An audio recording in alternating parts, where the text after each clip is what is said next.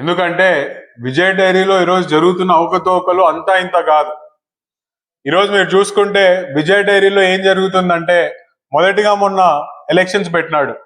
ఆ elections voter list మామూలుగా general బాడీలో ఎవరైతే ఉండాలో ఆ జనరల్ బాడీ ఓటర్స్ 80 మందో 86 మందో గత 30 సంవత్సరాలుగా 86 మంది ఓటర్లు ఉంటే కేవలం వీళ్ళు వచ్చిన తర్వాత 86 మందిలో 40 మందిని తీసేసి వీళ్ళకి అనుకూలంగా ఉన్న వాళ్ళనే పెడుతున్నారు. అంటే వీళ్ళు ఇష్టానుసారం ఓటర్ లిస్టు తొలగిస్తున్నారు, వీళ్ళ ఇష్టానుసారం స్కాములు చేస్తున్నారు.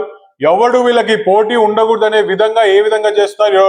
ఈరోజు నిన్ననే నాకు సమాచారం వచ్చింది, ఈపీఎఫ్ అని చెప్పి ఎంప్లాయ్మెంట్ కి ఖచ్చితంగా వీళ్ళు శాలరీలో ఇంత 4% వీళ్ళకి ఎంతైతే శాలరీలు ఇస్తున్నారో 4% ఈరోజు ఈపీఎఫ్ వాళ్ళకి కట్టాలి. కానీ అది కట్టకుండా ఈరోజు కార్మికులు పొట్టలు కొడుతున్నారు.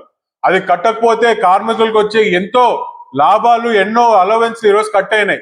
దాదాపు 300 మందికి ఈరోజు వాళ్ళు ఈపీఎఫ్ కట్టక ఈరోజు వాళ్ళ హెల్త్ బెనిఫిట్స్ పోగొట్టుకున్నారు, వాళ్ళకు వచ్చే అలవెన్స్లు పోగొట్టుకున్నారు.